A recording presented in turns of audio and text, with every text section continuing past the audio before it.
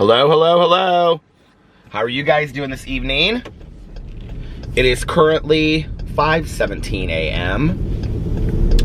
on this blustery, what is today? Wednesday going into Thursday morning. I guess it's Thursday morning officially. And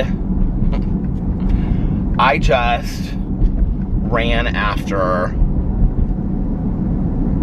all these broken down boxes down our street because tomorrow is trash and recycling day, and we had all of these like boxes in our recycling bin that we had broken down, you know, from getting packages and stuff for Christmas.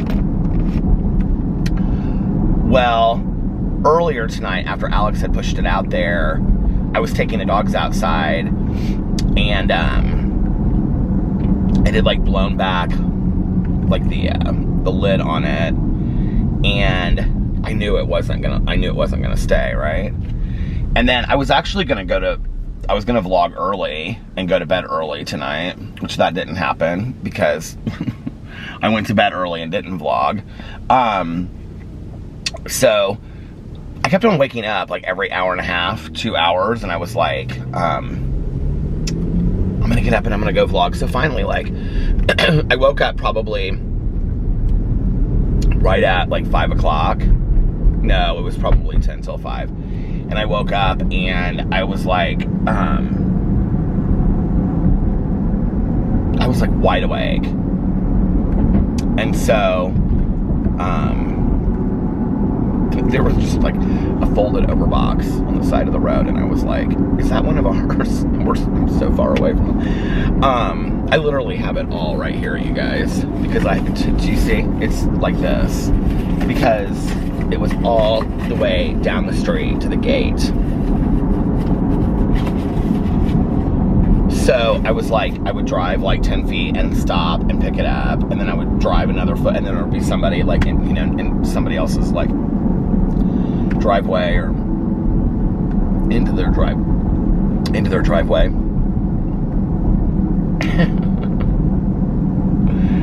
Oh, well, I think I got most of it, except for that there was like one piece in our neighbor's yard, way like almost to the back wall, but it's right where their bedroom is. And I was like, I don't want them thinking, you know, somebody's out there in their yard while they're asleep. So I brought a Diet Coke with me and this Red Coke, so I'll get that tomorrow. It was blustery earlier. It has kind of died down a little bit. It's not as windy as it was. So anyway, that was my fun early morning. And I went into the bathroom to like brush my teeth and splash some water on my face. And like I always do before I come out, you know. And freshen up before I come vlog. And I went back into the bedroom, and Boo Radley was like sitting, you know, like at attention at the end of the bed, and Tucker was laying like, we have this like chest at the end of our bed. It's like that you can lift up and put pillows and stuff in it, and it's like cloth material. And Tucker was laying on it, and they were just looking at me like they were like, okay, we're ready to go. So I took them outside and they ran around.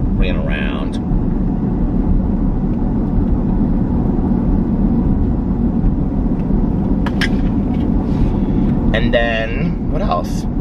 Oh my God. I haven't told a strange dream over here for a while. I had a strange dream. Well, it wasn't really that strange, I guess. I don't know. So, Alex and I, it was like really late at night, and we were hungry for candy, okay? Not something that is that abnormal. Like, that could totally happen, right? But what was weird was, like, in our dream, I mean, this wasn't weird either. We were just like in, you know, sweat shorts and t-shirts and stuff. And so we were like driving around looking for like a gas station to like go get candy at, and we couldn't find one that was open. So finally there was like this market / gas station, which is so funny because like in my dream I kept on saying I've never been here before, and now I totally know that. Like I modeled it in my brain after this one that my one friend takes us, like when we take her home after meetings, she always has to stop at this gas station because she said that they have the best fountain pops. Which don't know that I disagree with that, but anyway, but this looked kind of different. The parking lot and stuff looked kind of different. And there was like a big parking lot, and there were a few cars in it, but like at the end of the parking lot,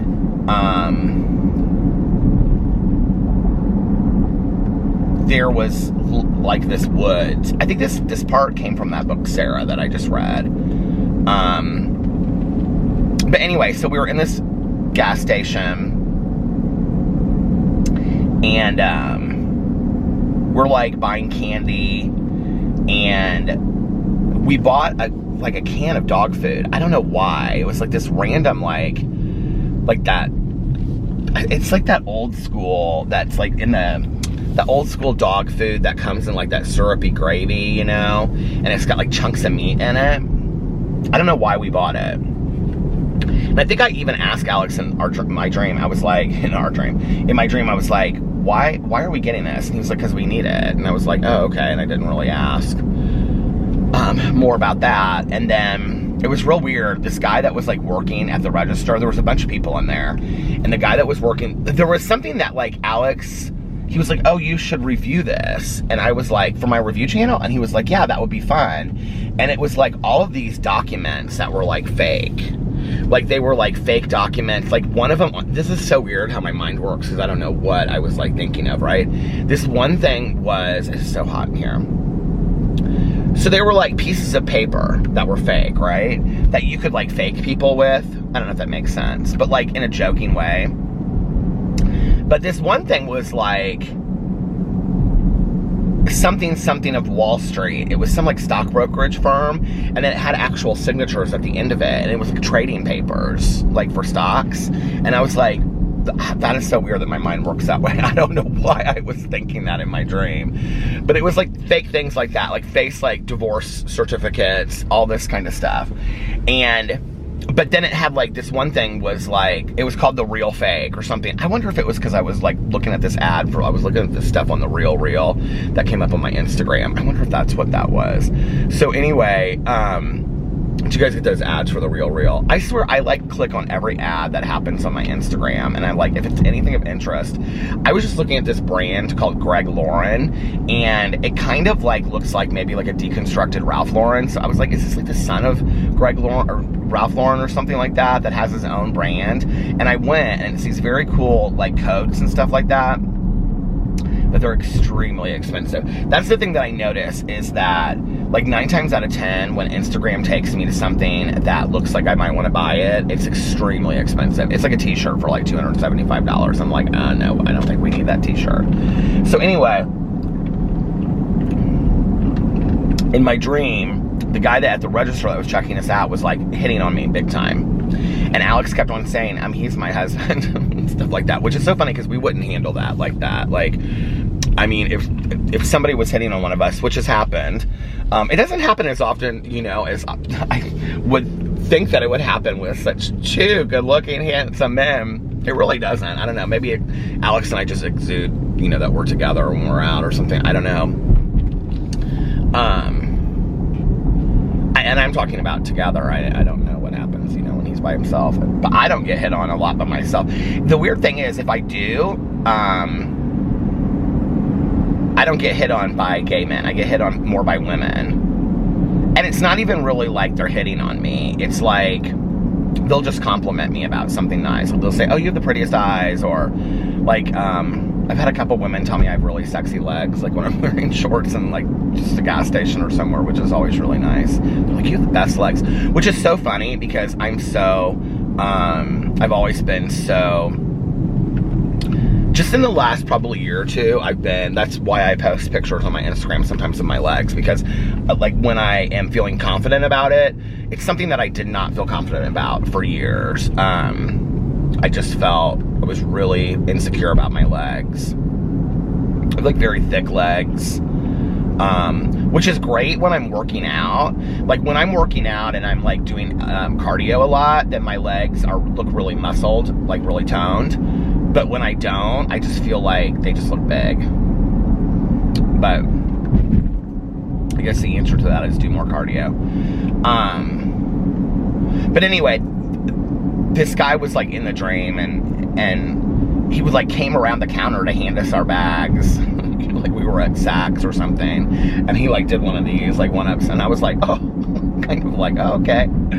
And, so anyway, Alex was like, let's go. And so we left and we were walking out to the parking lot and we could hear like whispers like in the trees. It was like really weird. Like people were gonna like attack us or something. And we were sitting in the car and we were like going through the bags of stuff we bought because Alex is like, this isn't the stuff that we bought. And I'm like, what do you mean? I just saw him put it in the bag. And he was like, and then he started pulling this one bag out and he was like, well, the dog food's in here. It was the dog food again, right? And I was like, what is going on with the dog food? And, so then, like, the whispers got louder and louder and louder, and Alex is like, we need to go. And all of a sudden, we were, like, on this country road, and it was very scary. Okay, so then that dream, like, morphed immediately into, I was sitting in the middle of our street with, like, 2 other people. And, we were having, like, some kind of block party, but...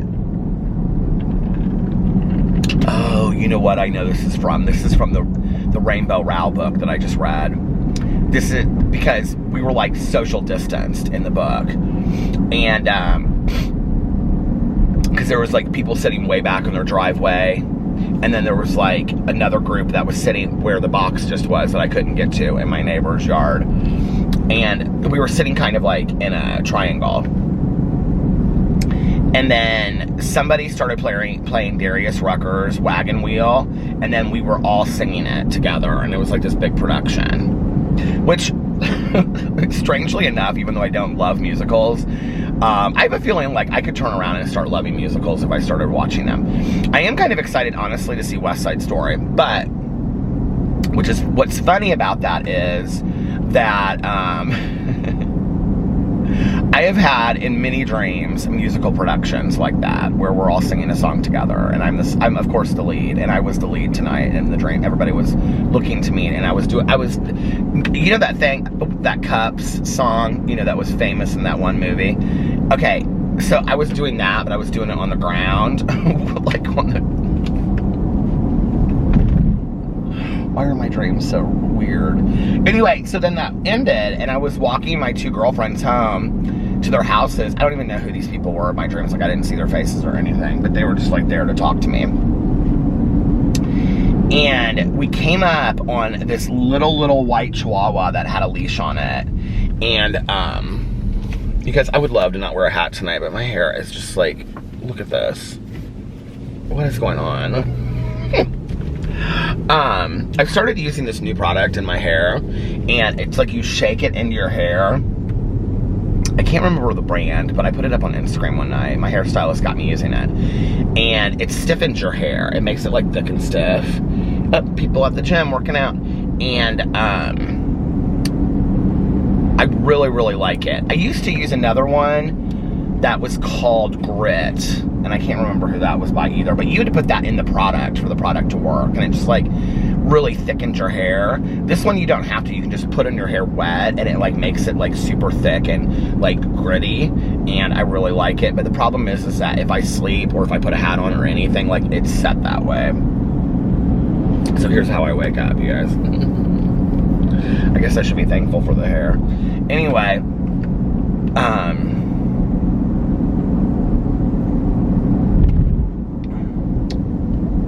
you know, it's funny because somebody said, it's been a while ago now, somebody said on one of my videos something like they were making fun of me for having a receding hairline. And do you know what's so funny is, I will say that I think my hair is thinner now. Like when it's wet, I can kind of like see through, like, not see through it, but it's thinner than, I mean, obviously than it was. When I was younger, like, after I got sober to about 30, man, I could take a shower and get out of shower and my hair would just like stand straight up, and I would just like put product in it and it was ready to go. And I always had like a faux hawk, so it was real easy to do.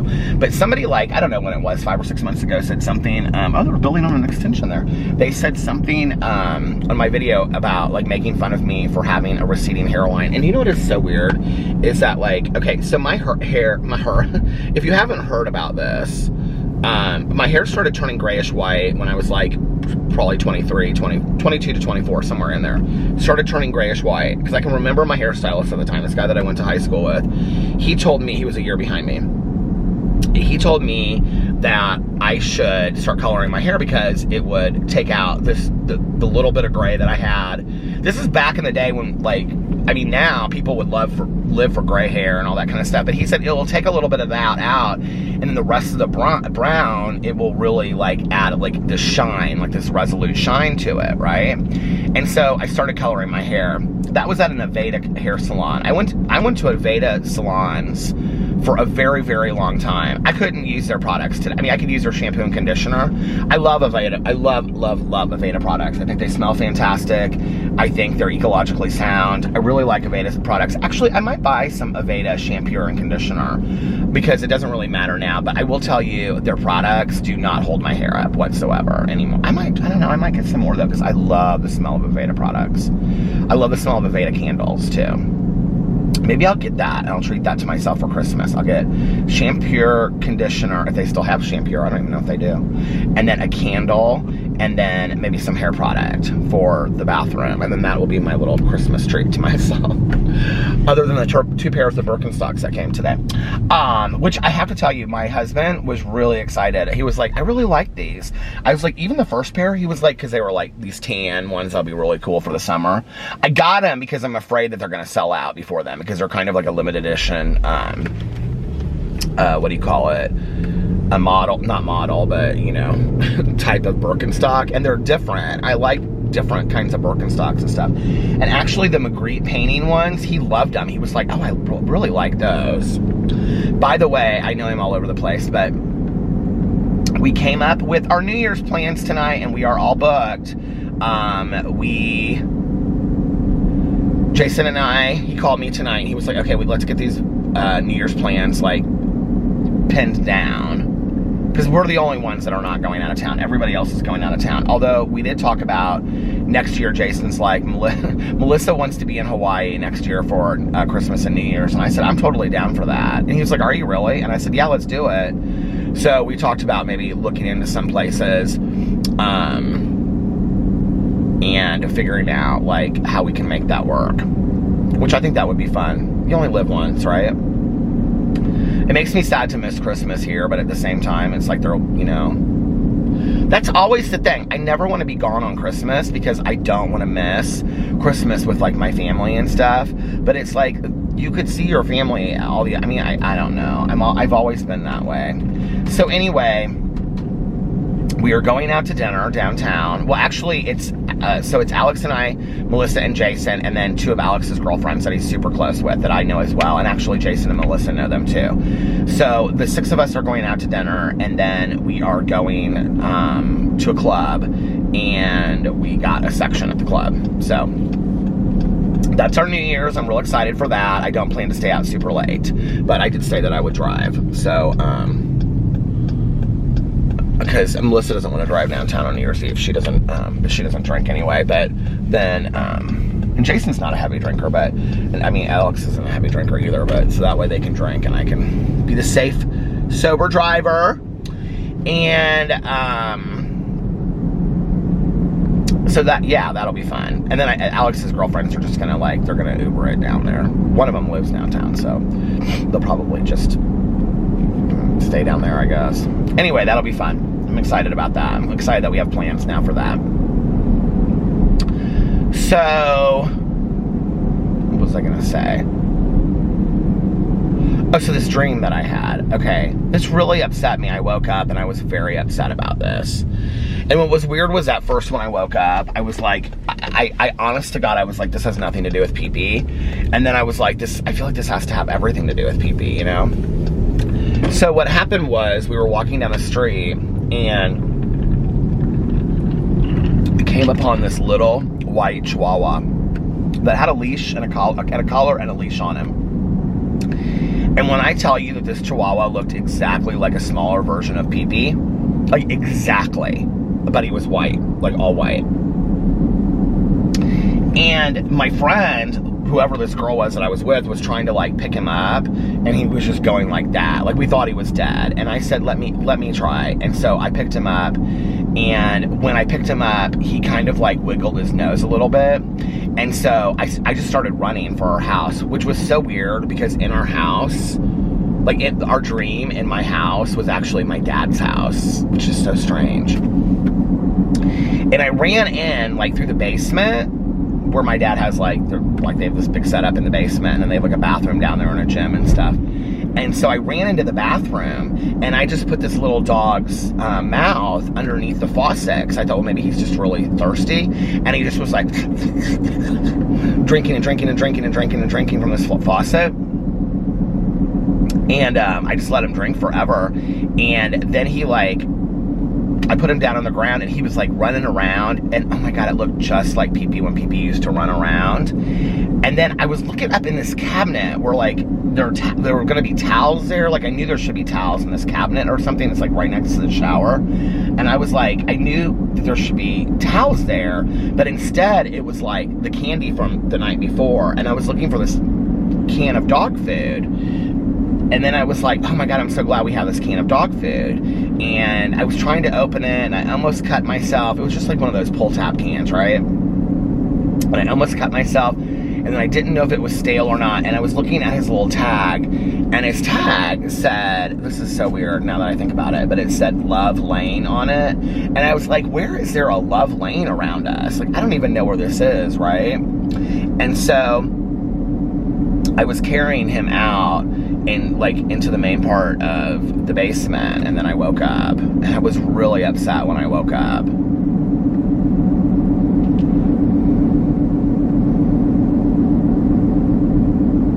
And I don't know why, I was immediately, I was like, that doesn't have anything to do with Pee-Pee. I mean, he looked just like Pee-Pee in the dream, you know?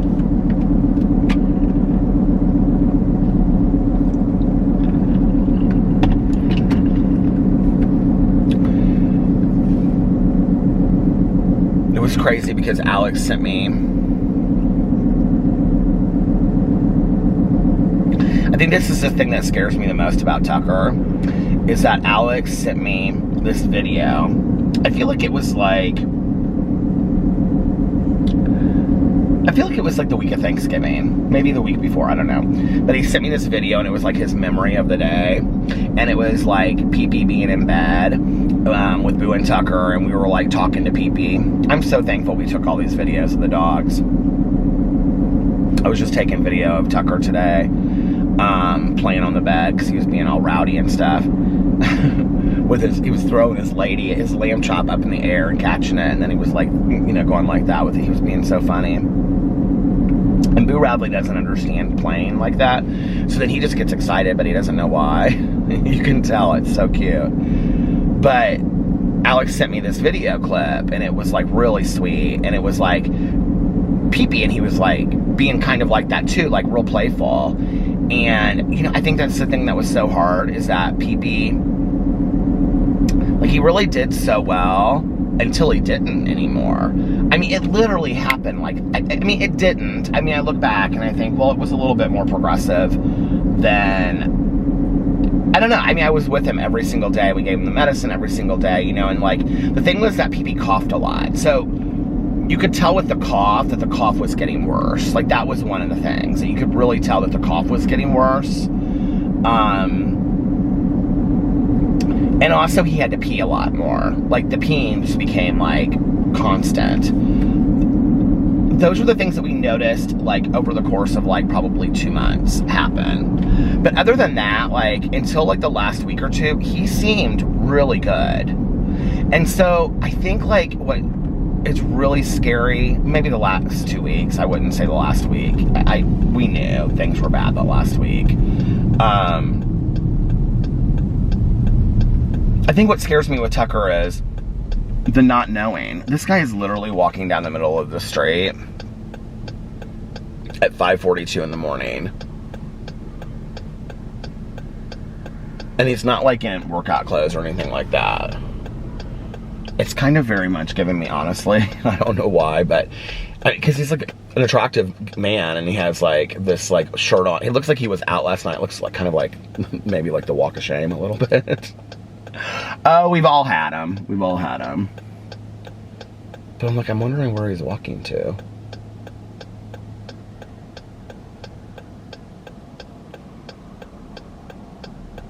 Is it crazy to you that people used to hitchhike so regularly? never see hitchhikers anymore. Is it illegal to hitchhike? I never see them. My dad used to pick up hitchhikers all the time. And I almost kind of feel like, I mean, my dad's just that guy. My dad's such like a giving person. But I think at the same time, he was almost kind of like trying to like, I don't know, like, that he could show himself how tough he was or something. I do remember one time, it got really ugly. And I mean, in retrospect, I'm kind of like, I can't believe my dad put me in that position, but it got kind of ugly. The guy got kind of really scary, and I can remember my dad pulled over into like a public place and said, "You need to get out of the car." And my dad's a big guy, so I don't know what that was like, but the guy got out of the car and he was like screaming at my dad and stuff, and my dad just drove off with like the door still open. But my dad used to pick up a lot of hitchhikers, and he'd always be like, "Pete, get in the back seat." And I get in the back seat, and we pick up a hitchhiker. And I do remember this, and it really, because I would tell my mom, and it would just like, she would be so upset. She would call my dad and be like, "How dare you pick up hitchhikers with Peter in the car," and all this kind of stuff. I look back on that, and I think, God, that's so strange, isn't it? That people used to hitchhike as much as they did. I think that has something to do with the True Crime Book Club for this month, actually. The last Rainbow Girl, or the third Rainbow Girl, whatever it's called. I think it has to do with two girls that were hitchhiking in the 70s. I can remember people hitchhiking all the time, though.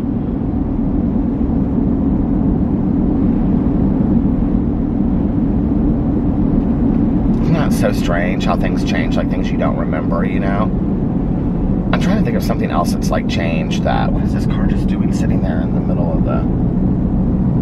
Looks like they were picking up stuff off the road. Probably their recycling bin or trash turned over like mine did. Ours didn't even turn over. It was just a flap on the top flew open. It's windier up here though than it is by my house. It's kind of stopped by my house, but this is like large open spaces. Look at that house over there. It's gorgeous. Oh my God, I want to go back over there and see that house. How do you get in there? Wasn't there a song by the, I think they just go by the Chicks now, but they were the Dixie Chicks, and it's called Wide Open Spaces or something. Don't they have a song like that? Here's a little story for you guys. My song with my ex, the first song that he ever played for me that I absolutely loved, and then it was kind of, it wasn't really our song, but it kind of was our song, was Cowboy Take Me Home by the Dixie Chicks, or whatever they refer to themselves as today. I don't know.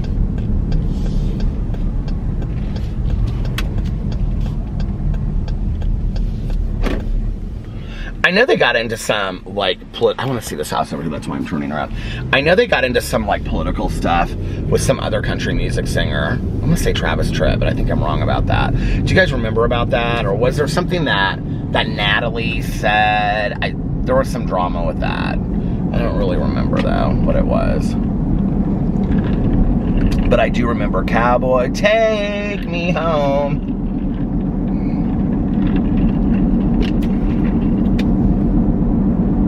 I used to love that song. Oh my gosh, so tonight, I watched The Grinch Who Stole Christmas, the original cartoon, so we can check that off our list. How do I get in here? Like, this is killing me. I'm trying to see this neighborhood, and there's no way to get in there.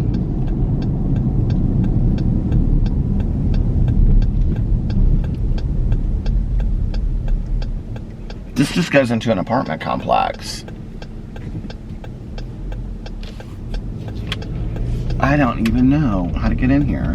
Greystone of Noblesville. That's not where I want to go. I want to go into this housing edition. Is this it? Is this how you get in here? Yes. No. Are you kidding me? How do I get in there? Now I'm in the apartment complex. This is the house I want to see. It's right over there. How do you get over to that house? Oh, I guess it's not that big of a deal. It looked like a... Guys, let me show you. I'm trying to get over here, okay? Do you see? And there's like a gate, where there's like a fence. I was showing you guys where I was trying to get to when the camera stopped. Okay, so I'm trying to get to this house over here, but there's like a fence. But now as I'm seeing this house, and I'm seeing the other houses, I thought they were like palatial, magical winter wonderland things. They don't look so much like that now. They look like pretty houses, but they don't look like... I thought they were compounds. Anything less than a compound, we don't want to see it. Anyway, joking. So I watched The Grinch Who Stole Christmas tonight. Then, I started watching Medea's Christmas because I thought I had never seen it before. That's not true. I have seen it before. I think I watched it last Christmas. And, cute show, good meaning behind it. I think we didn't finish it because I was like, oh, I've seen this before. But anyway, Tyler Perry is so funny. There's this scene at the beginning of it when Medea's working in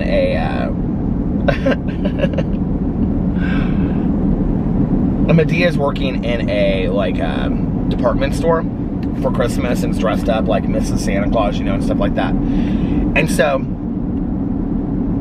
the woman that's like her manager, who she ends up helping in the movie, she's like, she tells her that all she has to do is like, when a customer comes up, just ask her like how she's doing and wish her a Merry Christmas, and and then you know, ask her how she can help her and be of service to her, and you know, be very nice and whatever. So this woman comes up and she's like, hi, and Medea's like, she's like, how can I help you? Merry Easter, Easter, happy Easter, joy to the world. It's so funny. And this woman's like, can you direct me to the lingerie department? And this woman's like 50, and she goes, look, girl, she's like, what do you need lingerie for? Is it for you? And she goes, yeah, it's for me for Christmas, you know. And she goes, I don't know who you're giving that as a gift to, but what you need to do is you need to go across the street to the Target, and you need to buy some of those big girl panties, because the days of lingerie are over. And it just cracks me up so much. I love that Medea just says what's on her mind. Oh my God, it cracks me up. I love the Tyler Perry movies. They're so well done. And I love Tyler Perry's story too. If you don't know his story, he was like, at one point, he was homeless and he was sleeping outside of this a gorgeous mansion. I think it was in Atlanta, maybe. And he would wake up and he'd say, someday I'm gonna own this mansion. And then now that's the mansion that he owns. I think it was the house that was in, God, what was the very first mainstream Tyler Perry movie? Because back in the day, when I was working in treatment, like a lot of people would bring in the stage shows. So they would have like the VCR tapes or the DVDs of the stage shows. My friend that I used to buy the, what do you call it, bootleg DVD from back in the day, because her boyfriend sold them out of the trunk of her car. I know, right? But anyway, she used to sell those Tyler Perry stage shows, because I bought a couple of them. And it's with some of the original, like when you watch the movies today, like Tyler Perry has worked with some of the same like actors and actresses for like 30 years. And the stage shows are almost kind of funnier, honestly, because they're like ad-libbed a lot, and they're not like, you know, like the humor isn't edited and things like that. But what's the very first Tyler Perry movie about the woman and the marriage and the guy's like abusive to her? Why can't I think of what that movie is called? I don't know if that's the very first Tyler Perry movie, but that was like the movie that got like the most like first critical acclaim and got him like, you know, people noticing him. And the house that was in the movie, it was actually Tyler Perry's house. I believe that's the story that he told on Oprah, and that I read in an article later or something. That Diet Coke tastes a little flat.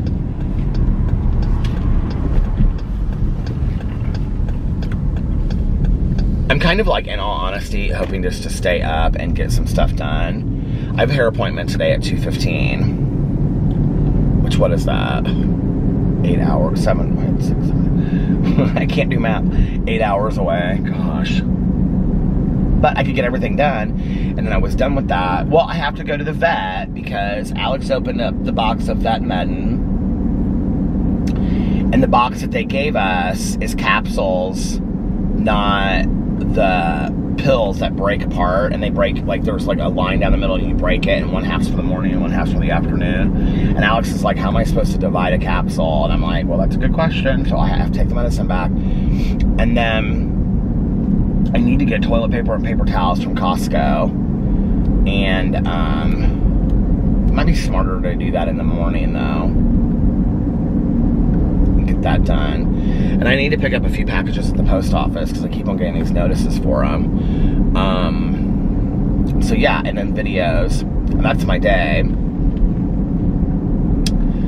And it's kind of surreal because, you know, Thursday is 27 years to the day of the last night that I used. I'll probably talk more about that tomorrow. It's like I was like having a really hard time, like, with my birthday coming up, and I was like thinking a lot about it and all this kind of stuff. And then it was like, all of a sudden, it's just like me talking about it and me kind of getting it out of my system made it so much better. Like, I just wasn't really having an issue with it at all now. And now I'm excited about it, you know? I don't know, it's strange that, I don't know why it seems strange, it just does.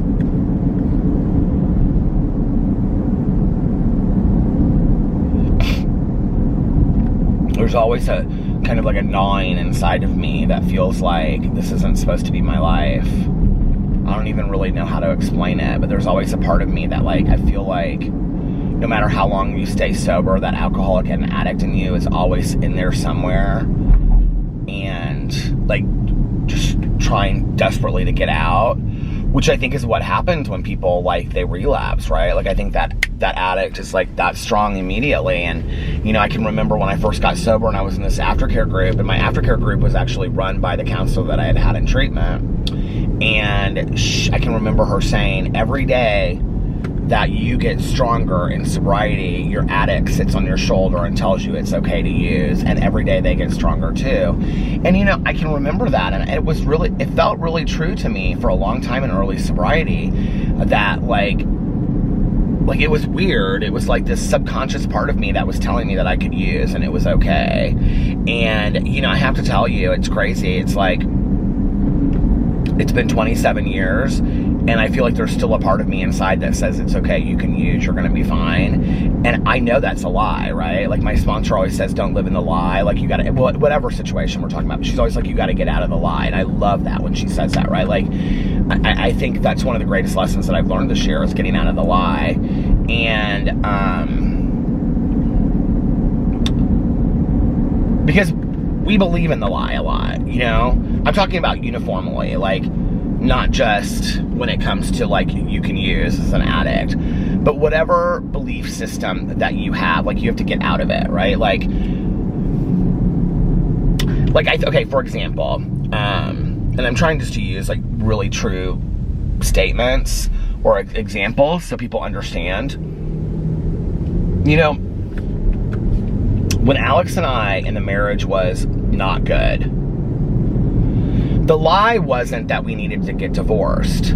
The lie wasn't that I needed to leave or that he needed to leave. The lie was, no. That wasn't the truth. The truth wasn't that we needed to leave or we needed to get divorced. The truth was that our marriage had gone way off course and neither one of us was doing anything about it. That was the truth. The lie that I was telling myself was that everything was going to be okay. And I was living in the lie. I was living in the lie of believing that everything was going to be okay and this was just going to pass, this was just going to pass. Knowing that I had gotten out of a relationship previously, that my first relationship, sober and whatever, that we were just two people that completely grew apart. He wanted to go on to be a DJ, and he is a DJ today. He wanted to go on and a successful DJ, and I I don't try to bring him a lot of attention about that. So, but he was a fantastic boyfriend. He really was. And we had a lot of fun together, and we traveled with my dad and my stepmom a lot. And he's a really good person. But the thing is that he grew in one direction and I grew in a completely different direction, you know, whereas I wanted to be sober and settle down and, you know, wanted to be somewhat of a homebody. He didn't. He wanted to go and DJ and go to circuit parties and hang out all the time. And it kind of changed because when I first met him, you know, I was coming out of going out and like I was into going out and all that kind of stuff. And he wasn't. And he was a homebody. And so it like we, you know, completely just like changed positions in the relationship. And it just was a really sad relationship ending because neither one of us were upset with each other, you know, although we were, I will tell you this is how the relationship like stopped. We were in the middle of being intimate and he got up and said, I can't do this anymore. I'm not in love with you. And I have to tell you, that was probably one of the hardest moments of my entire life. I can remember I got up and I was like, what? And he had walked out in the living room and put on clothes. And I was like, what's going on here? I'm confused. And he was like, I felt like I needed to tell you this for like a month or something. I can't remember what he said. And he was like, I'm not in love with you anymore. He's like, I love you, but I'm not in love with you anymore. And I felt like the air literally just like was taken from the room. And I like panicked. And I looked at him and he was like, it's gonna be okay. I said, no, it's not gonna be okay. Like, it's not. Like, everything that I have believed has been false. And so I put on these clothes. And I remember I drove over to my mom's house and drank coffee and probably smoked 200 cigarettes. And she was very consoling. And I felt like literally the air had been zapped from the room, you know. And that relationship was a relationship that, you know, we were very civil to each other. I can remember, like, literally, like, afterwards that we broke up. And he's, like, this is the thing is, he's so domesticated today. And, like, 2 weeks or 3 weeks after we broke up, maybe it wasn't that soon. I don't know, maybe a month. He had another boyfriend, and they were, like, living together, like, that soon. And I'm like, and we just had come off of, like, this 4.5 year relationship. And I'm like, where we lived together and split bills and stuff. And now it's 2 weeks later and he's living with somebody else. Yes, it was quite a shock. It was really hard for me to accept. And he came up to me and he was like, I wasn't grateful for what I had with you until I left. And I was like, I don't even know what to make of that statement. And he was like, you were so good to me. You took care of everything. You cleaned the house. You know, you made the house like, I don't know, he didn't say cozy probably, but comfortable or whatever. You know, it was always like nice pillows and that, you know, smelled great, candles lit, you know, all that kind of stuff. And he was like, and now he was living with his boyfriend and it's like some other people or something. And he was like, they're messy and it's just, you know, it's disgusting where I live and all this kind of stuff. And he was like, and I just, you know, he and I fight all the time and I just didn't realize what I had. And I said, well, this is the life that you wanted. I mean, I don't know what to tell you. But it did make me feel good to know that. I mean, not in like a revengeful way, but it felt nice to know that I mattered, you know? It's so weird when the sun is not up and it looks like the sun is up in my video. It's like literally pitch black outside. And it always does this. And it's always out in the country too. I don't know why. So why was I talking about that? How did I get talking about that? Oh, living in the lie. So, yeah, like when Alex and I and the marriage stuff was going on, the lie was me telling myself that everything was going to be okay when it most certainly was not, you know? That I had come out of 2 failed relationships. I don't like the word failed. I don't like to say that. I had come out of 2 relationships that didn't make it, right? And for whatever reason. I don't think that we were a failure in that relationship, and I don't love when people say that, like failed marriage, failed relationships. I mean, I've said it myself too. I don't like that statement because I don't believe that it was a failure, and I actually think, you know, inside, like when I have friends of mine that have kids and stuff and they're like, my failed marriage, I'm like, well, your kids aren't a failure and they came from that marriage, you know? You know, you had many good years. Nothing was true. That just is such crap. When you're in a relationship and it ends, I mean, do I believe that there are relationships out there that one person or another is such a shady individual that they are liars and have created lives and have double lives? Yes, we know that. There are relationships out there like that, right? But not many, okay? Like, that's the very few out there. The majority of people, when you break up, it's like, you had good times, you know? Take those good times and move on.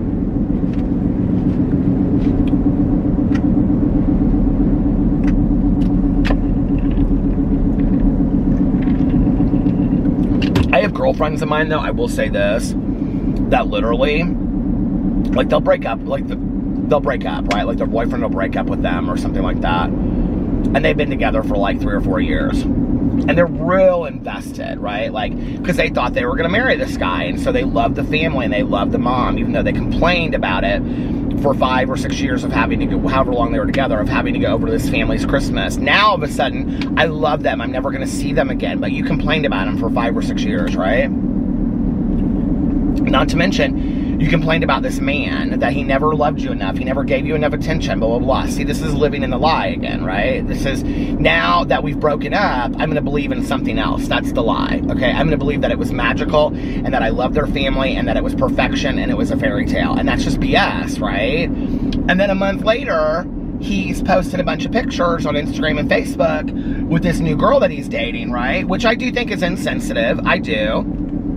I can remember when Alex and I had been dating probably for 2 months, and we went out to this bar, Talbot Street here in Indianapolis, and I knew that my ex was going to be out, and I said, hey, let's just be real respectful with, like, the PDA and stuff like that, of which Alex and I were not into at that point, and we still really are not big into the PDA. But so Alex was like, okay, and I remember we walked to the end of the dance floor, and we were standing there, and my ex was like 5-10 feet in front of me with this dude. And he turned and looked at me, and then he turned and looked at the guy, and, like, just started, like, tongue kissing him on the dance floor. I was like, well, okay, I guess that one's over. But you know, I still was respectful, because I was like, it is whatever it is, you know. But anyway, yeah, and then I have these girlfriends, and they're like, and then he posted this picture, and they were in Hawaii. Can you believe that? Hawaii, after 2 months. We never even went to Tell City, Indiana. I'm like, what? I don't know what to tell you. He's happy with her, you know? And then she's like, and then this really broke my heart. He went to her mother's house for her birthday.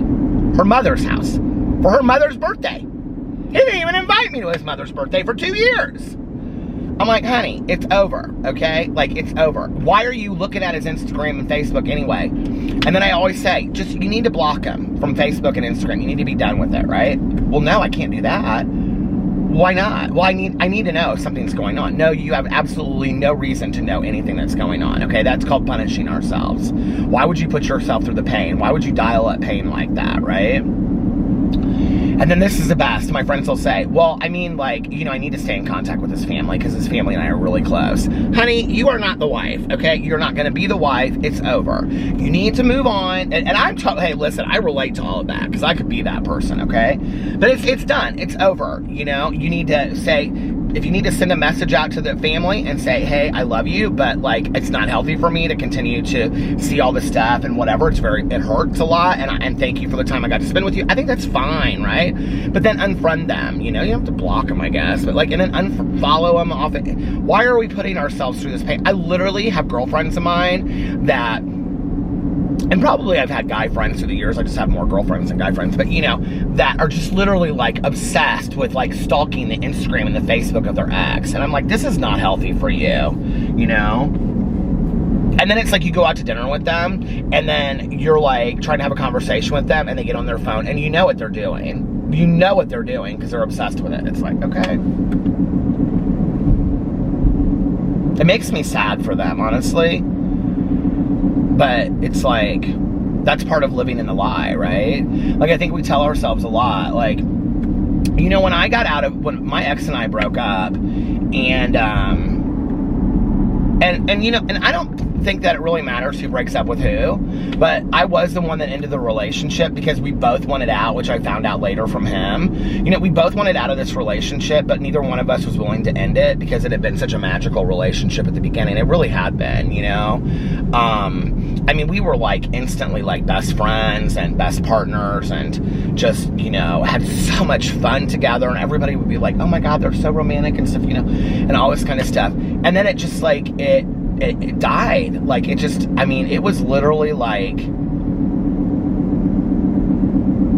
And it was nothing that, I mean, we could, I don't know. I really, honestly, like, even if we had gone to counseling, I don't know what would have kept us from it. I don't know. You know what I mean? And so, but what's interesting, the only reason I'm bringing up me ending it is because after it was over, my battery is at the halfway mark. I'm like, should I change it now or should I wait? But after it was over, you know, like, I would talk to people. I remember I had a friend of mine, this woman, that she was like, oh, my hairdresser and his partner broke up, and they had been together for like 10 years, and they broke up, and they were apart for 2 years, and then they got back together, and they've been together now for like another 10 years. And I honestly thought, I was like, that's gonna be my ex and I.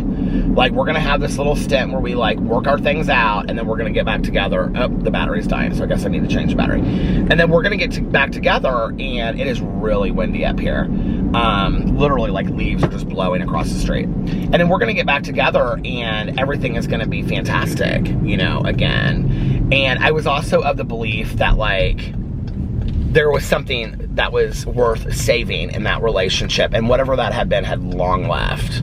And that was the lie that I was living in. I was living in the lie, you know, of believing, you know, I was hanging on to him for months on end, and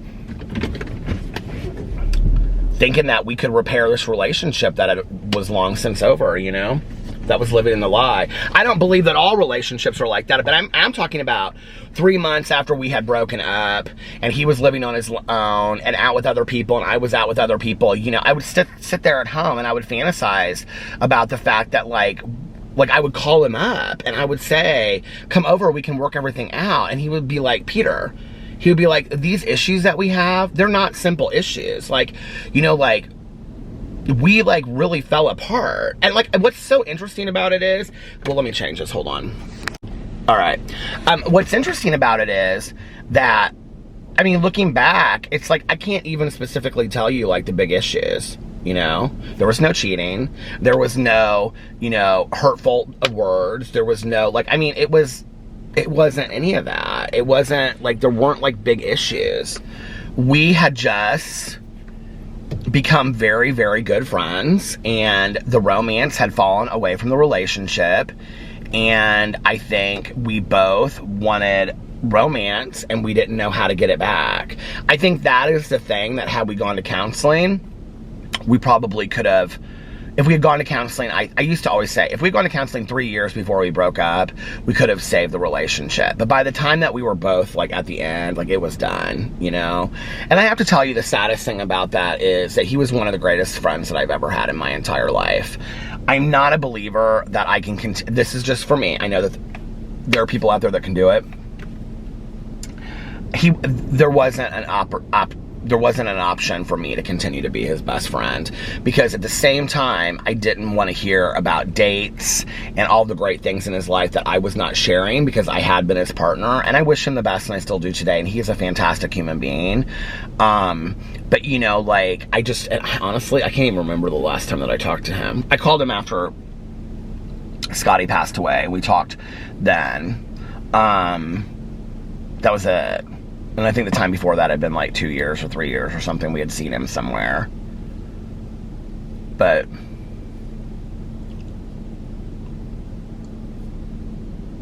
it's interesting. I think that Alex and I have, like, with each other, like, we've handled our exes very well. Like, we've ran into his ex quite a bit.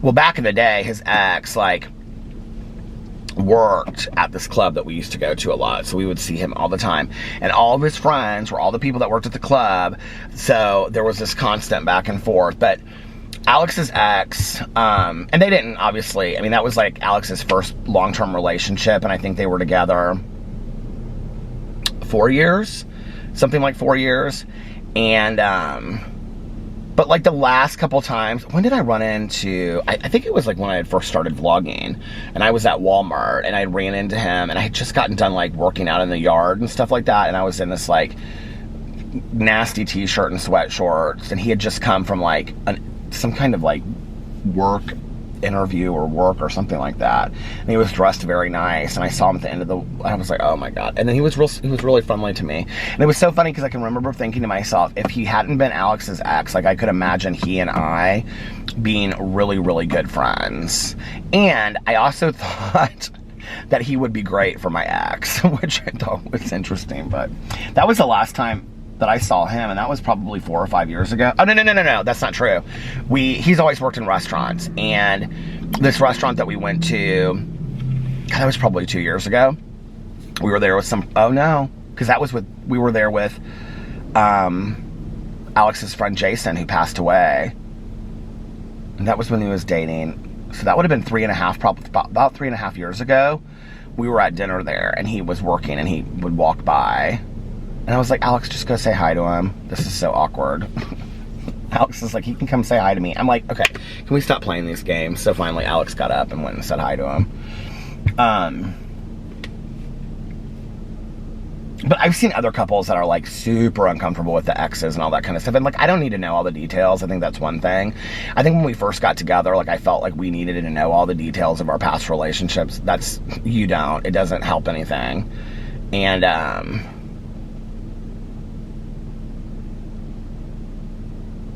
but I think we've handled them well.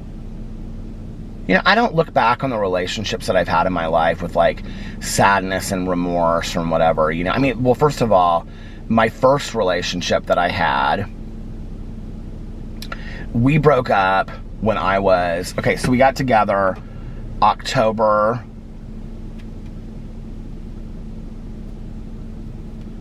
My first year sober.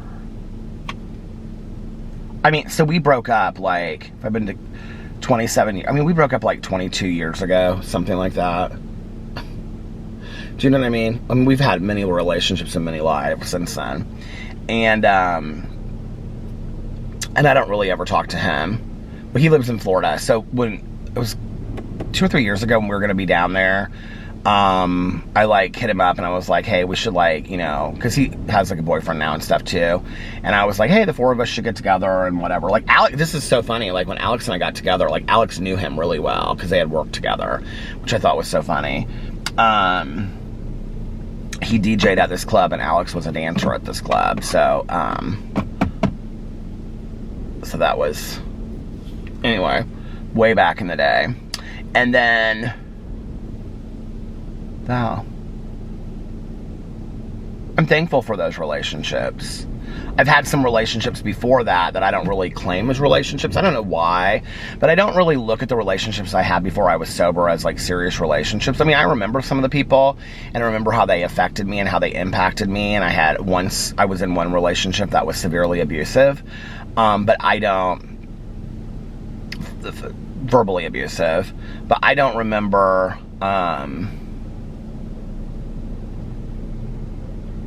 I don't remember feeling that serious about those relationships. Like, I don't remember looking back and thinking I'm going to spend the rest of my life with this person. I think maybe that was part of the lie I was living in at the time, you know, that I convinced myself that maybe I would. Although, I have to tell you, I definitely believe that I was the kind of person, had I been sober at the time, that if I had met someone at 20 or 21, that it clicked so well. Because I always wanted to be in, you know, this traditionally monogamous relationship, that had I met somebody at 20 or 21 that we had grown together, I do believe I'm the person that would still be with that person. Like, I just think that that wasn't my journey, you know? But I think that it could have been. I don't know why I'm just sitting here in this parking lot.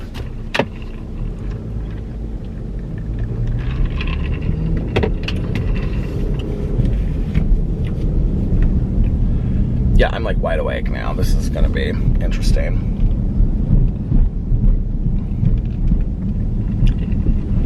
Well, I have a few videos I need to watch today to make my drama video, so.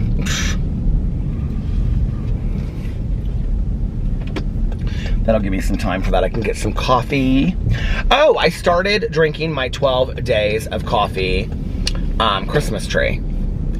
And yesterday I had, oh, I can't remember what I had the first day. Oh, Christmas sugar cookie. They're like really generic names.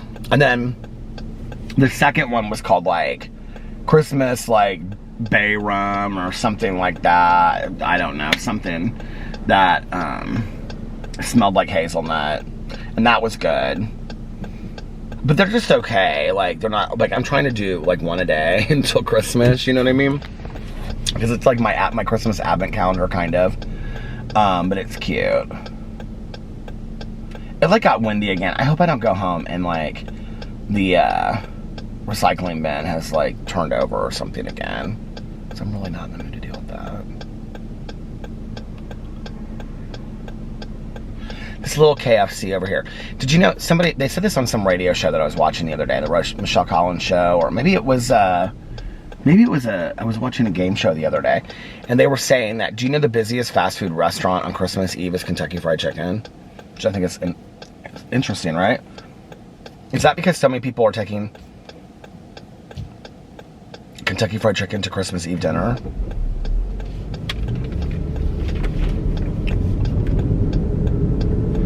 I had this friend of mine back in the day that he would always tell this story about when he was drinking. He'd been sober forever. He's since passed away. But when he was drinking, like this one Thanksgiving, his family invited, it was like the last Thanksgiving they invited him. I can never remember the story, like exactly how he told it, but it was so funny. It was funny to hear him tell it. But he said that they told him like to come for Thanksgiving, but to bring like a side dish or something. I can't remember what it was. Something like bring a side dish or something like that. See, there's somebody's trash right out in the middle of the street. See, it was so windy. And so he brought Chinese food, I don't know what it was, he was wasted drunk, right, when he ordered the Chinese food and he picked it up and took it to Thanksgiving dinner. But he was like, everybody looked at me like I was like the strangest person in the room. And he was like, I can remember he was always like, I just didn't understand why they weren't so excited that I brought Chinese food. I mean, I thought, who wouldn't want Chinese food on Thanksgiving? I don't know why that cracks me up so much. Because that's totally us as alcoholics. We always think the most bizarre things. Like when we're drunk, like nothing makes sense, right? But it makes perfect sense to us. Oh my gosh. He was such a good guy. Yeah, so we say don't live on the lie, and also don't drink on the lie. That's another thing, that, the drinking on the lie is telling yourself that things are going to be different. And, that if I drink, things are going to be better tomorrow. That's drinking on the lie. Or that if I drink, things are going to be different this time and I'm going to be able to control it or handle it. That's drinking on the lie. It's like, don't drink on the lie.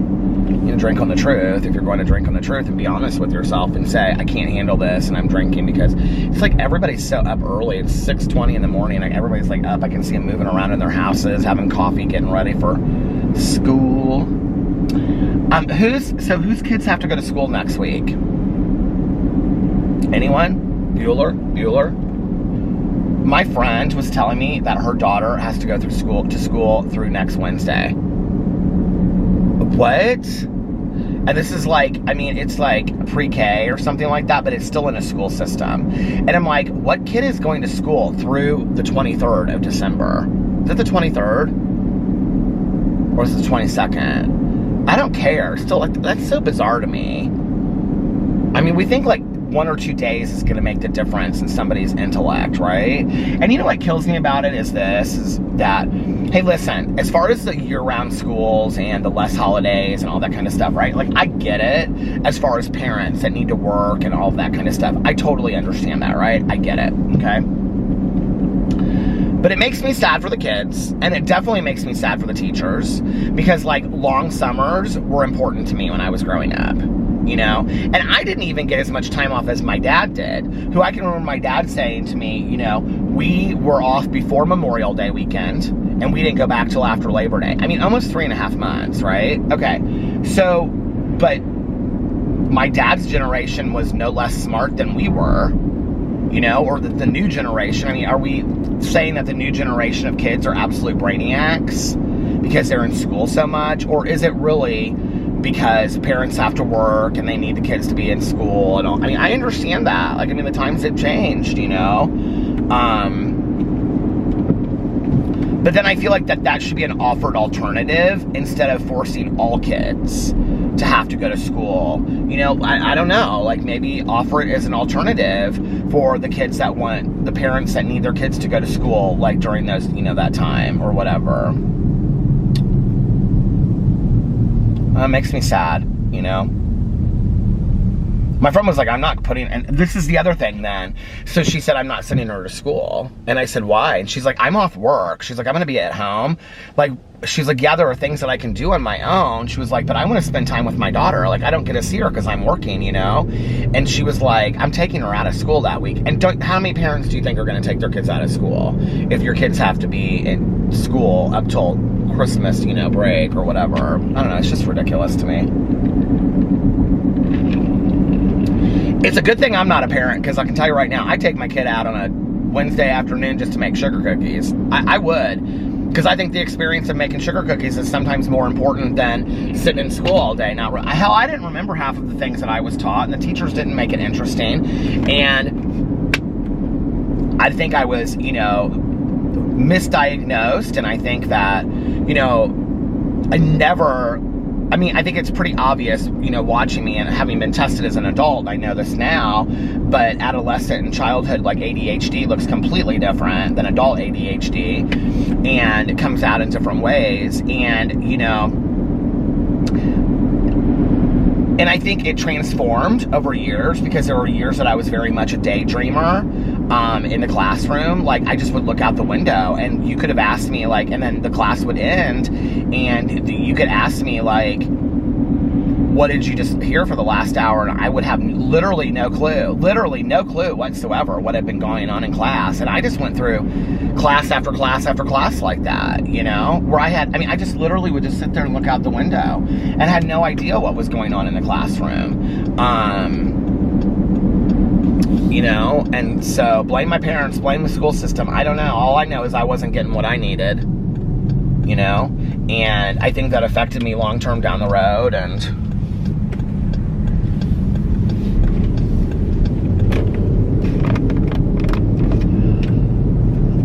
I mean, and it is what it is, right? It's not like that was anybody's fault. We were less knowledgeable about that stuff back then, but...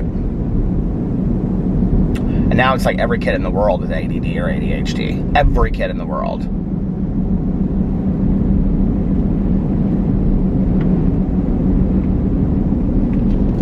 You know, having worked in treatment for so long, what was interesting was you would see catchphrase diagnoses happen through the years, right? Okay, so, for example, when I started, and I'm not saying that people aren't diagnosed this, okay? But when I started, you would see people, a lot of, you know, come in with diagnosis of ADD. Then it was ADHD, okay? Then it was Asperger's. And I can remember when that came around because people didn't understand that. And then it was the Asperger's spectrum, then it was the autism spectrum, then it was multiple diagnoses like ADHD on the autism spectrum, okay? And then it was bipolar disorder, which is really interesting because, you know, bipolar is a diagnosis that actually doesn't, like, it's really hard to diagnose. And I know people are going to disagree with me on this, but I can tell you I've had many conversations with psychiatrists about this. Bipolar disorder is actually, which we used to call manic depression, is actually a really hard diagnosis for anybody that's under the age of like 17, 18. Like, it doesn't really become fully formed until that age. And so, you know, when our treatment facility would see, you know, 14-year-olds that were bipolar disorder, borderline, these are the diagnoses they would come in with. Bipolar disorder, borderline personality disorder, ADHD on the autism spectrum. And, you know, and it's like, they don't have a chance. They don't have a chance, right? Like, they're so loaded up with diagnoses. And one of the things that the addictionologists that work for our hospital really believed in is getting people, and this addictionologist does not work there anymore, but worked side by side with the psychiatrist that agreed with him. And this is what they would do, was that they would take patients, adult and adolescents, off their medications for 30 days to see how much of what we are seeing in a diagnosis is drug related, because a lot of what parents or, you know, spouses or whatever would see as some of these psychiatric disorders were actually symptoms and side effects of drugs and alcohol that looked identical, right? And so or they were like medicating with drugs and alcohol. So what they would do is they would take them, I think it was like 2 to 3 weeks actually, they would take them off their meds, and then they would reevaluate them and get them on the appropriate medication. And I just have to tell you what is so crazy in retrospect, because now this is kind of like a typical model of what to do. But back then, I mean, you would see people literally turn around in 4 to 6 weeks. You would literally see people, like, they completely changed for the better, I'm not a psychiatrist, I don't know about the meds and stuff like that, but in retrospect, it's crazy looking at that and seeing how an appropriate diagnosis for somebody can make all the difference, And that's where I think that we really need to be having discussions about affordable and appropriate substance abuse and mental health treatment in our country, Because it's not, well, if you can get on a waiting list for substance abuse treatment, most towns have Salvation Army, they have halfway houses, they have some form of treatment that you can probably get into in most towns, okay, on a sliding fee scale, or charity care or something like that. Mental health, that's a whole other situation, And I didn't work in mental health. I mean, I worked in substance abuse, which is kind of that, but I didn't work directly in like a psychiatric facility, and I didn't do any of that. So, but we would see like people come in with these diagnoses, I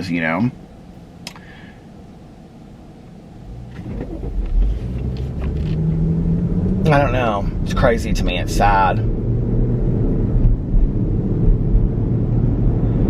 And then I feel like I have so many friends of mine that have kids that once they turn 18, like, the doctors will no longer work with them, obviously, because of HIPAA, And the kids, as a control mechanism, won't sign consent for the doctor's offices to talk to the parents, but then the parents are continuing to pay for the psychiatrist and the counseling, not even knowing if they're going, right? Because they have to pay for missed appointments, and they have to pay for the parent appointments that they're going to, and the counselors can't tell them if they showed up or not. So they don't even know if they're going, right? But they're just hoping, so they pay for it anyway, these astronomical fees. And then some of my friends are going to counselors, like, their kids go to counselors now that are like upwards of $200 and $300 out of pocket. And they can't get the psychiatrist to talk to them either, which, I mean, I understand, but, the kids at home, 19, 20, and they're very worried about them because of, like, symptoms and things that they see. But they can't, like, nobody will talk to them about it. And it's not like their child is going to the appointment and saying, oh, these are the things that I'm doing, right? And so it's like they're stuck. And, I will say this, is that on YouTube, there's all these conversations about, what are they called? I don't know what they're called in other states, but we call them in Indianapolis, like, 48-hour holds, right? Like, I think in other states, like, people call them 5150s, and, well, I don't even know what any of that stuff is. Okay, if we call it that in Indiana, I have never been aware of that, and I've always worked in the field. You guys, it is so difficult to get one of those. It is. I think people think you just call the police and have, like, them do a wellness check. Okay, that's true. You can do that, but I just want to put this in perspective, okay, for people out there that wonder about that. And I actually dealt with this with my mom, because my mom fell down a flight of stairs. Her friend thought that she was trying to kill herself. The police took down our solid oak door that was like that thick, okay, and got my mom out, and she got a 48-hour hold. This was Super Bowl weekend, way before she got sober. And she kept on saying to her friend on the phone, like, I just want out, I just want to leave, or something like that. And so, and she was meant, I want to come there and visit. This was her friend that lived on Beaver Island, Michigan. And her friend thought that she meant she wanted to leave, like, hurt herself. And so, because she was wasted, intoxicated, and so she called another friend that lived in Indianapolis, and that friend called the police, okay? So they came over and did a wellness check on my mom. Well, my mom was so intoxicated that she couldn't, I mean, she was so pissed about that. Like, that's one of the only things ever that ever happened with my mom related to her drinking that she was ever so pissed about. And they took her to the St. Vincent's Stress Center here in town, and she was on lockdown for 48 hours. She was pissed. She said, I felt like a criminal that they came in my house and took me out like that. And she said they were not nice about it. And she said, you know, they were not compassionate about it. And if you're going to be dealing with people with mental health issues, and you should be compassionate about it. She was like, they cuffed me and threw me in the back of a police car and took me to the psychiatric facility and put me in a lockdown unit. And I do think that that's a problem. Like, that's a serious problem, the way that that whole situation was handled, right? Do I think that my mom needed to be in a situation where maybe she needed to be evaluated? Sure, absolutely. You know, that's a scary situation. Do I think that it needed to happen that way? No, I don't think so. Absolutely not, you know? But, the other thing is that, like in Indianapolis, like if you want to get a hold on somebody that has a drug or alcohol problem, you have to have an attorney, okay, that works with your doctor. That the doctor doesn't just write a letter, usually, okay? Usually needs to be like, they'll go testify in a courtroom and work with a judge. So it's a judge, a doctor, and an attorney, okay, that are working together to get this is on an adult, to get a hold on an adult, okay? Just for 48 to 72 hours or something like that, because that's all you can hold somebody for, right? I think maybe the court order, like if it was in a pretty extensive court order, you know, you could hold people for as long as you wanted, I'm sure. But for an initial like 24 to 48 hours, which really is nothing in the grand scheme of things, if you think about it, okay? I mean, somebody comes in, takes 4 to 5 hours to get, you know, oriented, then they have to do an evaluation, drug screens, everything else. I mean, what's the point? And you've pissed everybody off, right?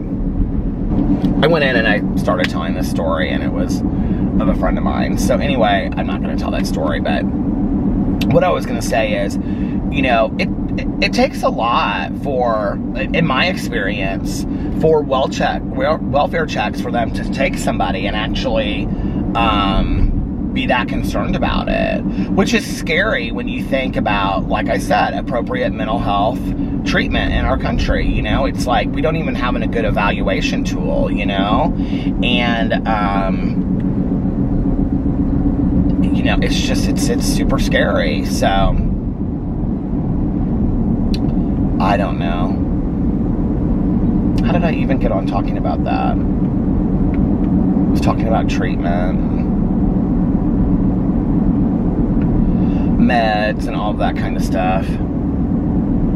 Oh, I was talking about me, like, when I was growing up. Yeah, like, I'm like backtracking in my head. I'm like, going to school, no, I didn't need more school days. I needed, like, more help. I think if I had been in a school, I honestly believe this, like, and sure, I'm sure, like, most kids would thrive under this too. But, like, if I had been in a school system where, like, there's a school here in Indianapolis, and it's called University High School. It's very expensive, but it's a really cool concept. And every kid has their own private mentor. So, like, a teacher mentor, each teacher mentors on their own, like, outside of class, like 30 students of the whole class, of the whole school, right? So, like, they might have a couple freshmen, a couple sophomore, whatever. And so they meet with them regularly, right? And they mentor them. And then each class size is also, like, smaller, like 15 to 20. And it's just such a cool school. Like, they do these terms from, like, December to January called, like, J terms. And they're, like, 3 or 4 weeks. And, like they did one where they, like, the kids went to art museums in New York City and experienced New York City. And then another one was where they went to, like, the kids that were interested in marine biology. Like, they took this class on marine biology for a semester. And then they went to, like, Florida and, like, actually dove with, like, a marine biologist and stuff. Really cool concepts, right? Really neat school. Super expensive. But I can remember back in the day, because I was, like, on this team of, like, working with high schools and treatment facilities and the Department of Corrections and stuff, about, like, how to meet the addict or the alcoholic where they're at. And I can remember talking to the principal of University High School, and I said, so what do you do? Like, it was like a panel of us, and we were talking, and I said, what do you do when you have a student that has a drug or alcohol problem? Like, because most schools kick them out, right? And I said, do you expel a student that is actively using drugs or alcohol? And she said, oh, absolutely not. We would never do that. She said, we meet the student where they're at. So we meet with the parents or whoever the caregivers are, and then we find the appropriate treatment options for them. And then once they have completed treatment, whether that might be 6 weeks, 6 months, or a year, she was like, we transition them back into the high school. And I thought, are you kidding me? Like, this is unbelievable, right?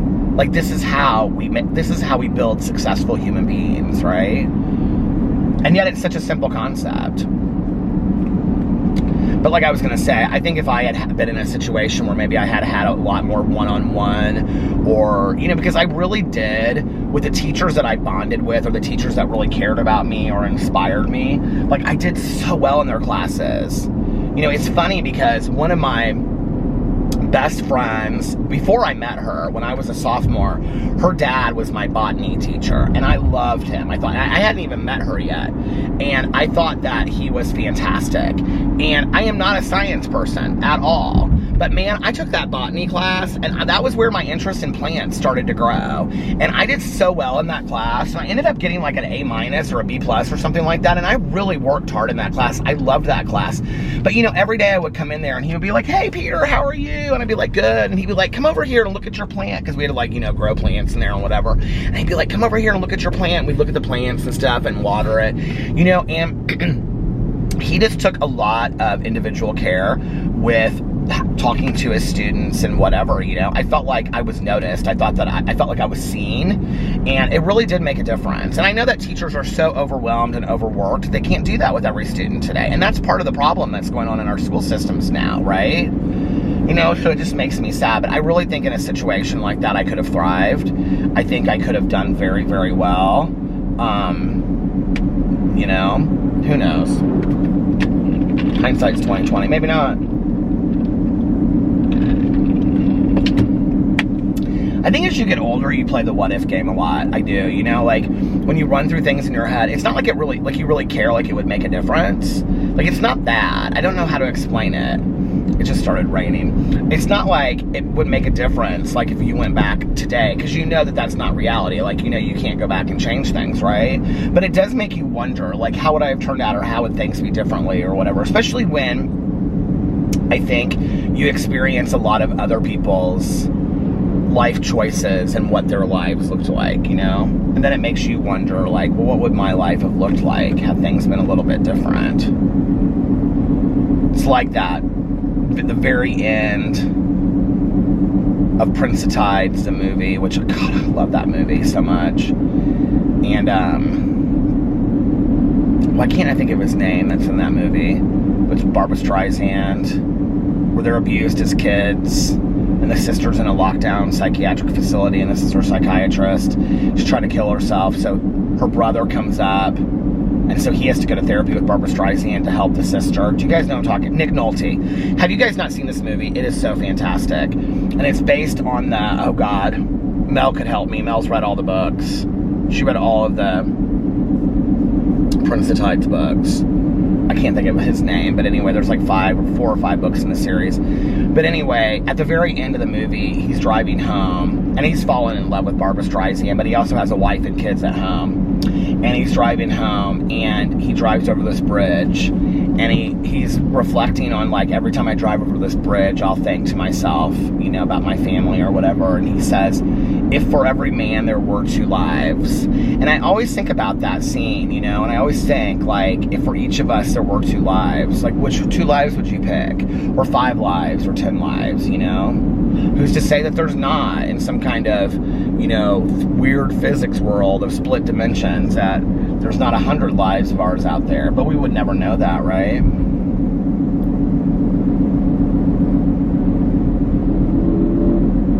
I think that's maybe why at this time of year, like, so many people love the movie It's a Wonderful Life, you know, because it offers us opportunity for a different life, or, you know, opportunity for change. And if we could go back and do things different, or understand our lives differently, you know. I love that movie, what's the movie called? Where they've died. And, This guy's super handsome, and he has like one of those mustaches that's like this, and this huge beard, and he's driving this fantastic Range Rover, and he's drinking a cup of coffee, and he has real short hair, and I'm like, maybe that's the look that I should go for, the Range Rover look. What's that movie, Defending Your Life, with Meryl Streep, and I can't think of the guy's name, but he's that funny guy with the curly hair. I really like him. And about they go to Judgment City, and then they have to be like judged for their life, and they've died, you know. I love that movie so much. Is it? I don't remember who the name is. Anyway, he was also in that movie Mother. My mom loved that movie because she would say, like, I'm not like this, am I? And then she'd say, I'm kind of like that. And she was kind of like that a lot. If you've ever seen that movie, it's hilarious. He used to go stay with his mom for some reason. I can't remember why, but it's so funny. If you've never seen that, I think it's Debbie Reynolds. If you've never seen that movie, you have to see it. The movie Mother. I mean, it will drive you. It will, you will, if you have ever had this kind of relationship with your mom, it reminds me of my mom a lot. You will die laughing because it is so funny how she is in the movie. Anyway, I mean, my mom didn't. Like, she was an older mom, so my mom was younger, and my mom was a cool mom. Anyway, I'm gonna get off here now, you guys. I've been talking for so long, so I don't even know how long I've been talking now, but okay, I love when I drive by Hardee's in the morning, and there's this group of these older gentlemen, and they're in there and they're eating breakfast, and they're there like every morning, and I totally love that. And I used to think that they were like recovery people, and then somebody commented on my vlog when I said something about it, like they were like guys that before they go to their meeting, they go to eat breakfast. And then, I don't know why, because that's my perspective, right? And somebody said, oh, my grandpa used to do that every morning with his old friends that he used to work with. And I was like, oh, that's probably what it is, something like that. I don't know, maybe it's a true crime book club, who knows? Anyway, I'm gonna get off here now. I hope that you guys are having a magically amazing Thursday. If nobody else has told you this today, I love you. I hope that you're having a magically amazing Thursday. I love you guys, and I will see you tomorrow. Bye. Love ya. Oh, and for those that want to hear it, and those that need to hear it, and those that just happen to stick around, one more I love you. I love you guys, and I'll see you tomorrow. Bye. Love ya.